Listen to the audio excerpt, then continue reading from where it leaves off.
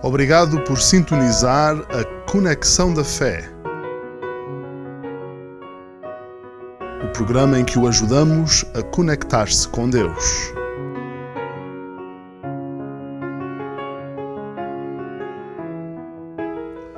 Olá, amigas, olá, amigos.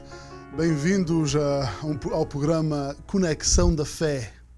Este programa procura ligar-nos com Deus através das palavras que Ele nos deu e que estão contidas na Bíblia.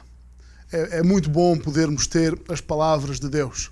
Diz-se tantas coisas por aí que nós ficamos confusos e as pessoas podem ficar até ansiosas, frustradas, sem saber para que lado se voltarem. Mas, pela graça de Deus, nós temos a voz dele que fala connosco através das páginas deste livro. E o nosso tema de hoje é sem desculpa. Queria ler-vos em Romanos capítulo 1, versículo 20.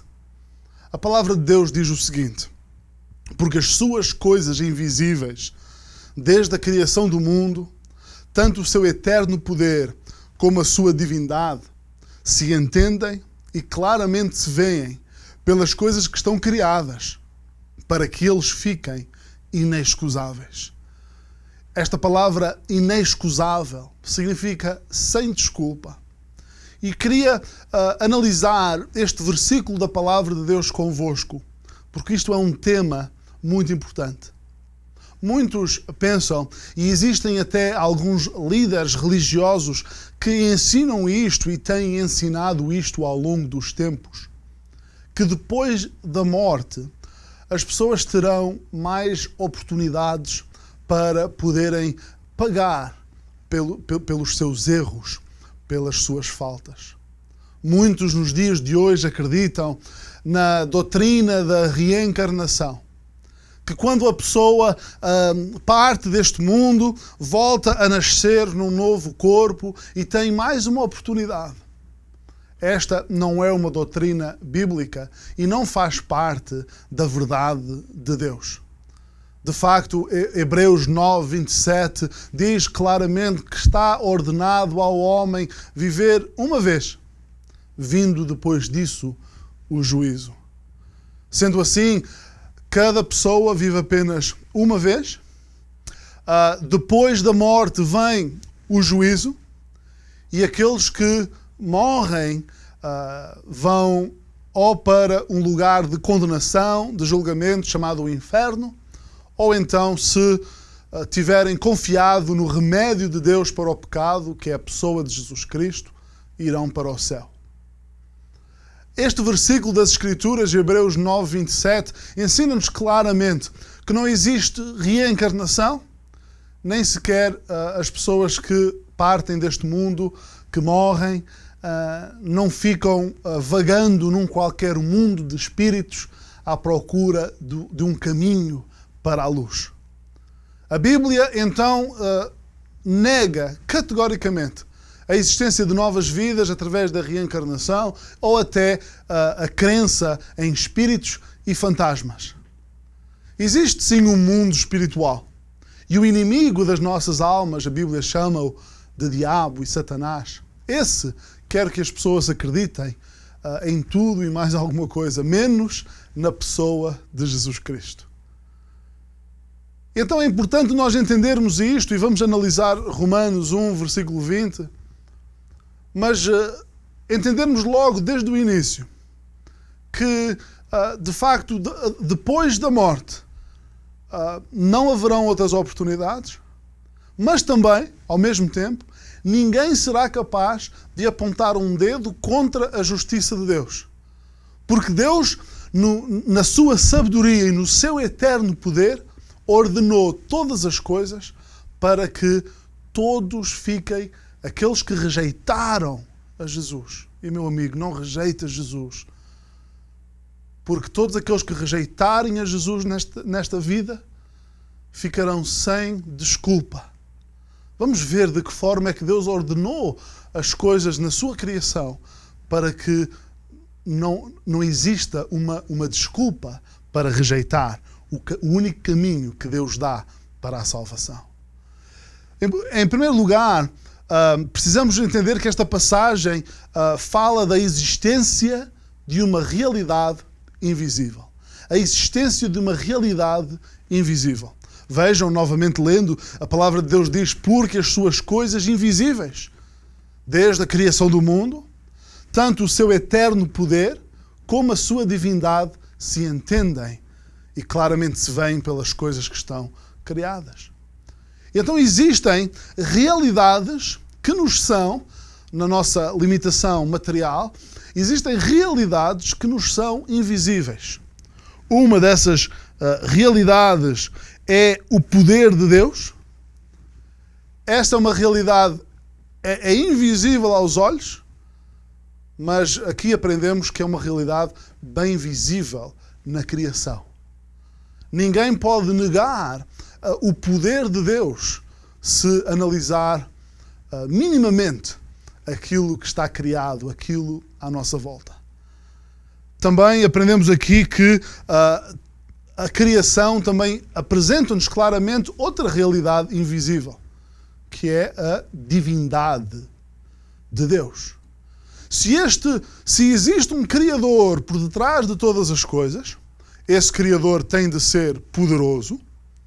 Quem mais poderia criar os céus e a terra, tudo o que os céus contêm? Ainda não conseguimos sequer entender o mais profundo dos oceanos, quanto mais a expansão onde Deus colocou o sol, a lua e as estrelas. Se tudo isto que existe tem um Criador, esse Criador tem de ser poderoso. E se Ele é poderoso, e se Ele é o único capaz de criar isto, se Ele é Criador de tudo, então entendemos que este Criador é Deus. E só Ele é Deus, porque Ele é Criador de todas as coisas. Então, apenas pela observação da criação, apenas pela observação daquilo que nos rodeia, chegamos a algumas conclusões bastante importantes acerca do poder de Deus, acerca da sua divindade. São realidades espirituais importantes, invisíveis aos olhos da carne, mas às quais qualquer observador consegue chegar apenas pela contemplação de tudo aquilo que está criado. O Salmo 19, no seu versículo 1, diz que podemos observar a mão de Deus nas coisas que estão criadas. Diz assim: os céus magnificam a glória de Deus, os céus mostram a glória de Deus. E então apenas olhando para os céus podemos entender que existe Deus. Todas as culturas do mundo têm algum tipo de crença num Criador. Todas as culturas do mundo têm, mesmo aquelas que estão mais afastadas, que já estão há mais tempo afastadas da realidade, da revelação de Deus, mesmo as culturas mais afastadas pela geografia, e por causa disso estão bastante afastadas do tempo em que Deus claramente se revelou. Todas as culturas do mundo apresentam então uma concepção de Deus. Isto tudo não pode ser por acaso. Mesmo manchada pela queda e pelo pecado, a criação evidencia a maravilha do poder criativo de Deus. Muitos que querem esconder-se do poder de Deus, muitos que querem esconder-se da divindade de Deus, muitos que querem de propósito rejeitar o caminho que Deus abriu para a sua salvação, apontam para os defeitos da criação. Dizem: como é que dizem que isto foi criado por Deus se isto funciona mal?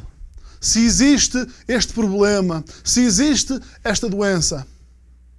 Ignoram eles que, ao ter desobedecido a Deus, os nossos primeiros pais trouxeram sobre a criação o estigma da queda e do pecado.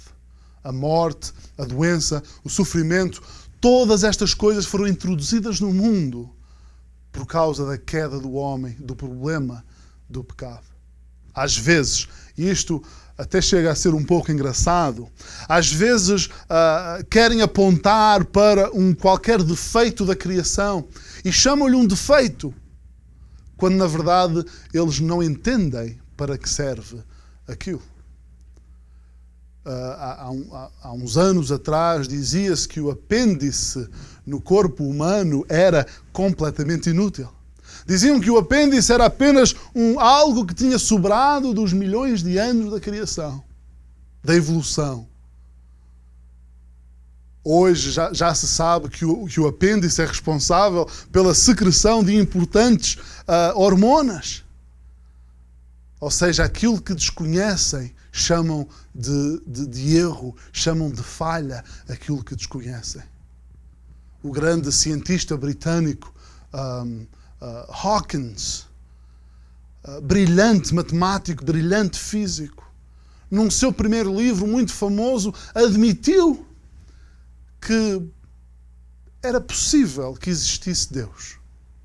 Ele, sendo coerente com a sua inteligência, com a sua ciência, ele disse: eu não consigo estar em todo o lado, há coisas que eu não entendo, e eu só posso dizer que não há Deus se eu soubesse todas as coisas.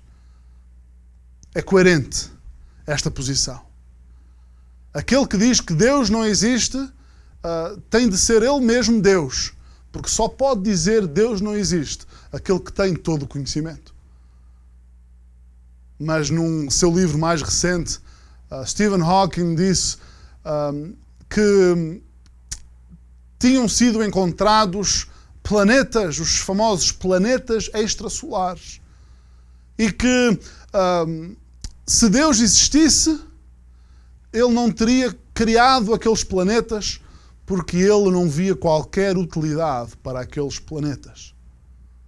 E então ele afirmou categoricamente, conclui então que Deus não existe. Por ele não entender por que é que aquilo existe, não significa que aquilo não tem utilidade nenhuma. Precisamos, como homens, seres humanos, entender as nossas limitações. Na verdade, existe todo um mundo invisível que nós não compreendemos na sua totalidade, mas acerca do qual temos que tirar conclusões reais. Tem de haver uma inteligência por trás de tudo o que está criado, porque na criação vemos ordem, vemos planificação.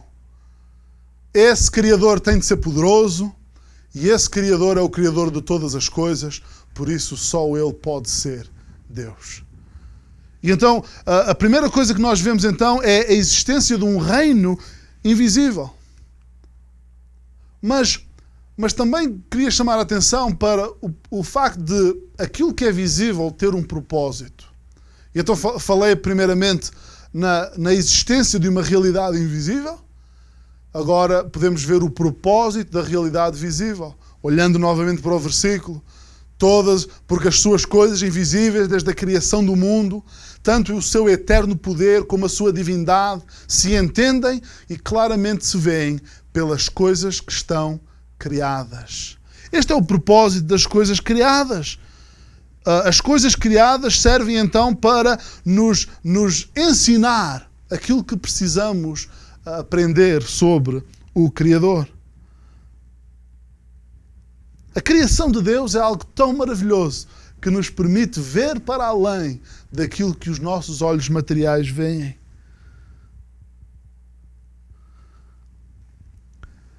Muitos tentando agarrar-se fanaticamente a uma doutrina de rejeição de Cristo, aderiram de forma religiosa ao que é chamada doutrina da evolução.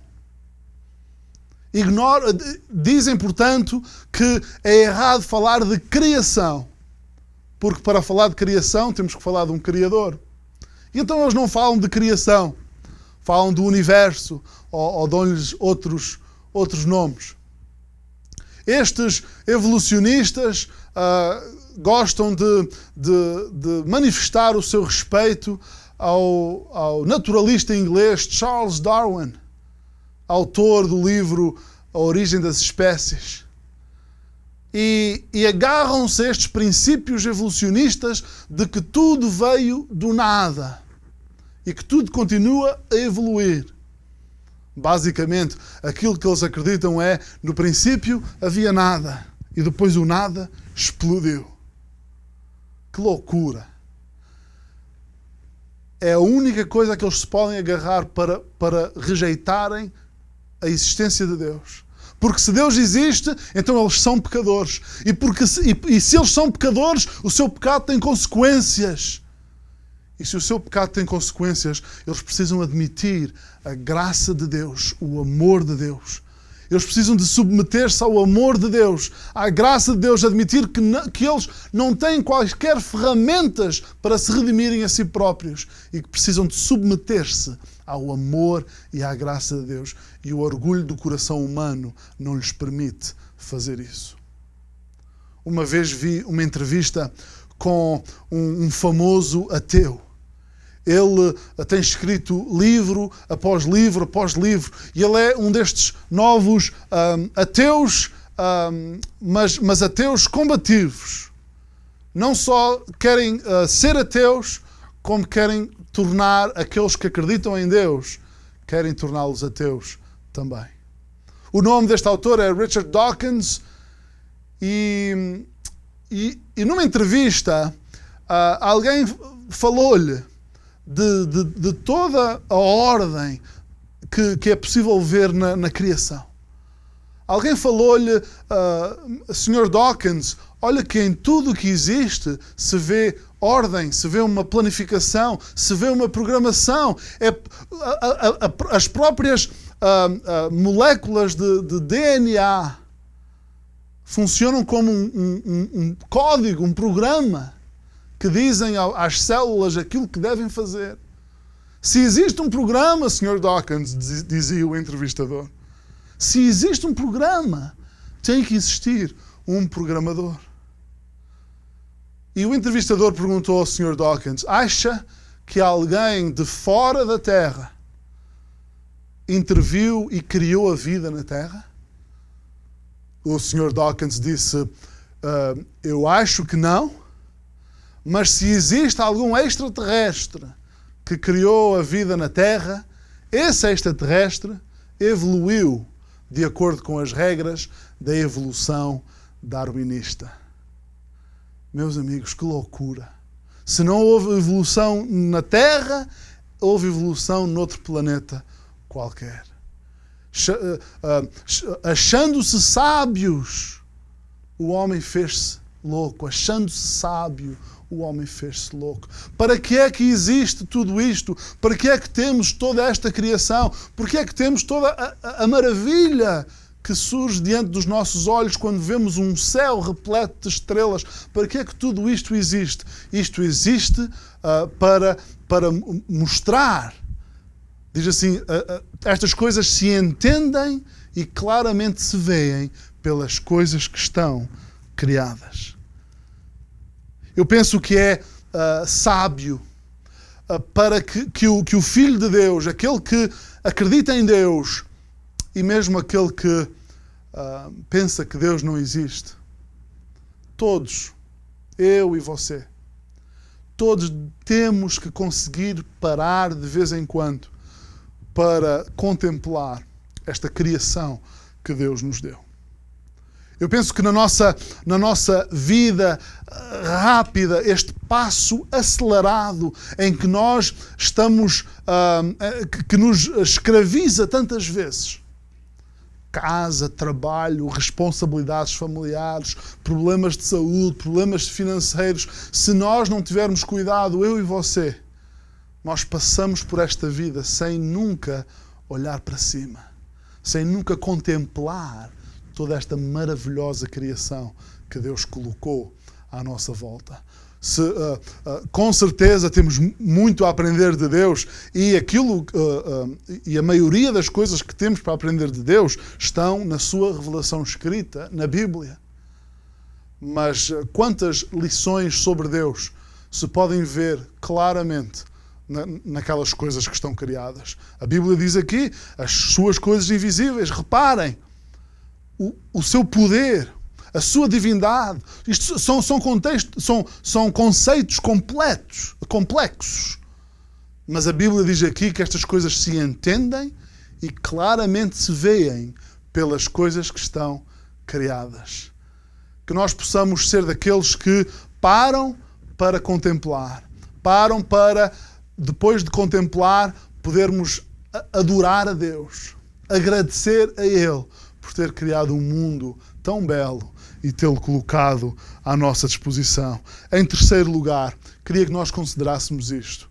A inevitabilidade da realidade eterna. A inevitabilidade da realidade eterna. 3 realidades. Uma realidade invisível, uma realidade visível, que nos ajuda a entender a invisível, e finalmente entendermos que existe uma realidade eterna. Parte final do versículo diz que todas estas coisas estão criadas para que eles fiquem inexcusáveis. Todas estas coisas estão criadas para tirar ao homem que rejeita a Cristo todas as desculpas.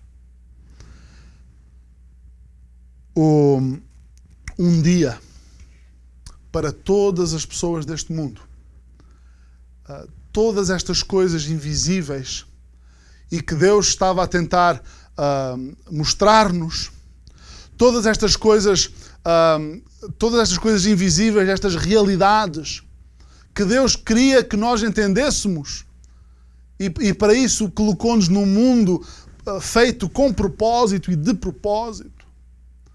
O dia vai chegar para todos em que estas coisas que nós tentamos esconder, estas coisas que nós tentamos não pensar nelas, o dia vai chegar em que essas coisas ficarão completamente visíveis para todos nós. Deus é tão bom que não deixa que ninguém passe por este mundo sem ter oportunidade de conhecer o Criador como seu Salvador. Deus coloca-nos na criação e aquele que está na criação começa observando a criação, e se não rejeitar, então Deus dá-se a conhecer um pouco mais. E se não rejeitar esse conhecimento, Deus dá-se a conhecer um pouco mais. Até essa pessoa vir ao conhecimento do único caminho para o perdão e para a salvação, a única solução para o pecado, que é o Senhor Jesus Cristo. Mas é inevitável que mais dia, menos dia, todos se vejam confrontados com uma realidade que já não é visível ou invisível, é uma realidade eterna. Todos terão que responder diante de Deus. Todos têm um dia em que vão comparecer diante de Deus. E aquele que estiver escrito no livro da vida do Cordeiro, Cordeiro é Jesus Cristo. Aquele que tiver recebido Jesus como a solução para os seus pecados, tem o seu nome escrito nesse livro. E esse terá a vida eterna com Deus, continuando a servi-lo, a adorá-lo. Mas aquele que tiver rejeitado, esse não terá mais oportunidade, para além de todas aquelas que teve. E mais, ficará por toda a eternidade num lugar de condenação que a Bíblia chama o lago de fogo. E que Deus não quer que ninguém vá para lá. O lago de fogo não foi criado para o homem, mas sim para o diabo e para os seus anjos. Aquele que rejeitar a Cristo nesta vida, aquele que rejeitar a mão de Deus sobre a criação, terá que enfrentar a justiça de Deus sem ter um Salvador. Meu amigo, minha amiga, você já tem esse Salvador? Eu lembro do dia em que eu recebi Jesus para ser o meu Salvador. Eu era um jovem muito novo, mas eu ouvi que eu era pecador, eu era incapaz de me salvar a mim mesmo, mas também ouvi que Jesus veio ao mundo para cumprir toda a justiça de Deus em meu lugar. Eu lembro do dia em que eu confessei o meu pecado a Deus e recebi Jesus para ser o meu Salvador. Eu sei, por causa daquilo que Jesus fez, que o meu nome está escrito no livro do Cordeiro. Eu sei que a realidade eterna para mim será de glória, será de ver, contemplar face a face do meu Salvador. Você já tem essa certeza? Você já tomou essa decisão? Por favor, não adie mais. Procure uma igreja fiel que lhe explique como você pode ter a certeza que é salvo. Ou então, escreva-nos para um destes contactos para obter mais informações. Nós trabalhamos já há muitos anos, há vários anos, na cidade de Albufeira, no sul de Portugal.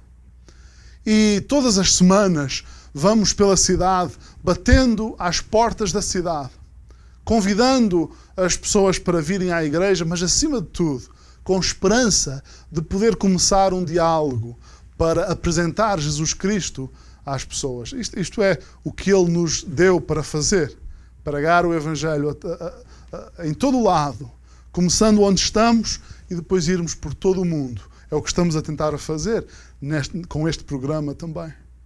Mas eu lembro-me daquelas portas em que nós batemos à porta, em que a pessoa está do outro lado, em que a pessoa pergunta quem é. E nós dizemos quem somos, apresentamos. E lembro-me de várias portas em que as pessoas disseram: não estou interessado. Por favor, vá embora. Houve alguém que disse: pode dar meia volta. Não estou interessado, eu não preciso disso.